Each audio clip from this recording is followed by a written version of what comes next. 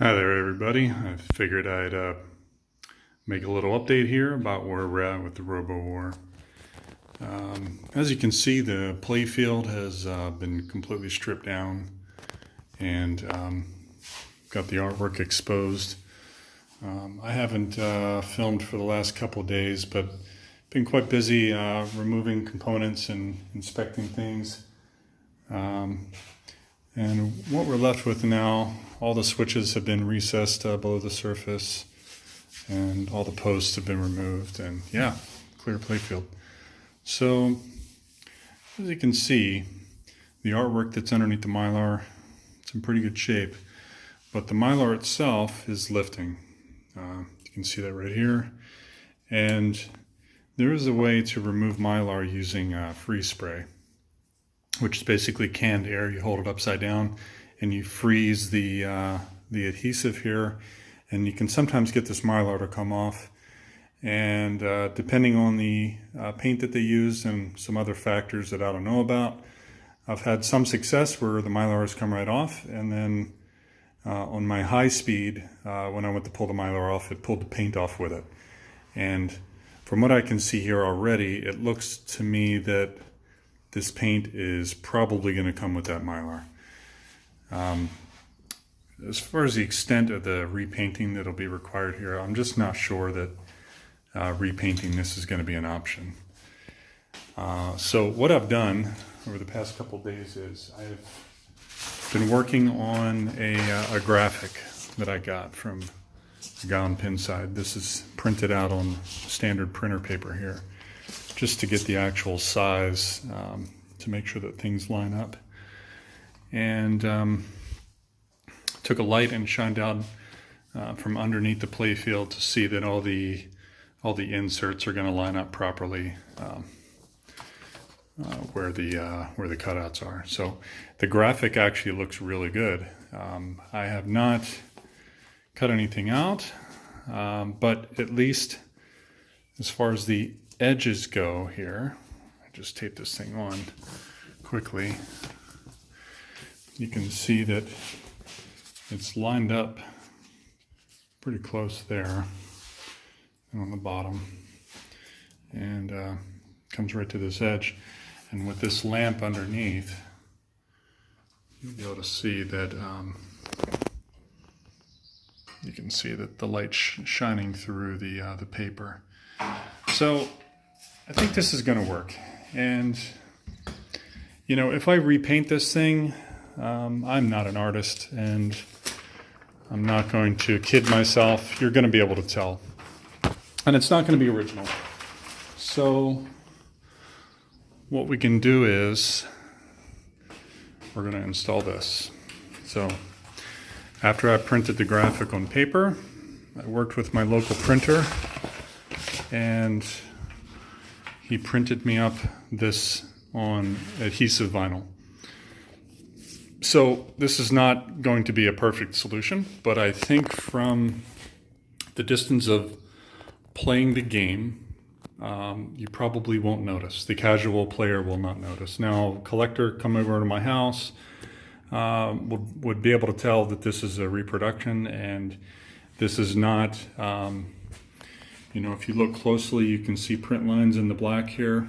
The black, you know, shows it really, really badly.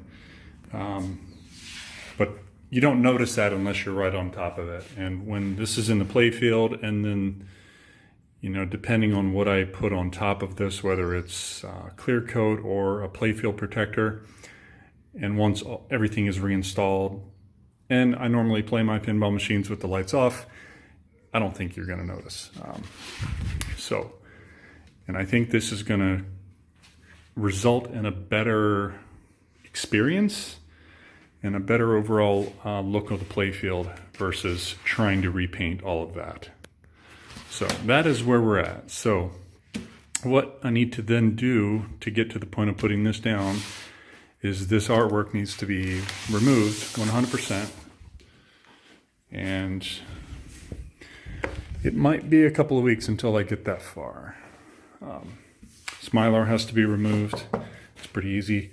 And then I have to sand this down flat. I've done this already. I did this on my high speed. and I used an overlay that I bought on eBay, and honestly, it was not the best outcome. The overlay that I bought and that is currently on my high speed, every place that has a screw going through, everywhere where there's a post, it caused it to bubble. It caused it to kink, and the playfield overlay has started to delaminate and separate at my high speed. Now, I think part of that is probably the preparation work that I did not do. I did not clear coat over that, and so I've looked at plenty of posts on Pinside about how to actually do an overlay properly so that you don't get delamination when you're done. So I'm going to take my time with this one, and hopefully we get a good outcome. I do have 2 copies of the graphic if something does happen. So anyway, but I am moving. So unfortunately, I don't think that I'm going to get much further on this machine before the game gets packed up and sent back to the US. So this might be the last video for a couple of months. It takes about 60 days to ship everything back. So I imagine probably by the beginning of August, I will be back cracking on this again once I get into my new house. And I have all my tools there, and we can proceed with removing this and sanding it down and then clear coating this playfield, making sure that all of these inserts are going to be an issue because on that graphic, it's printed on vinyl, and it's, I can show you here.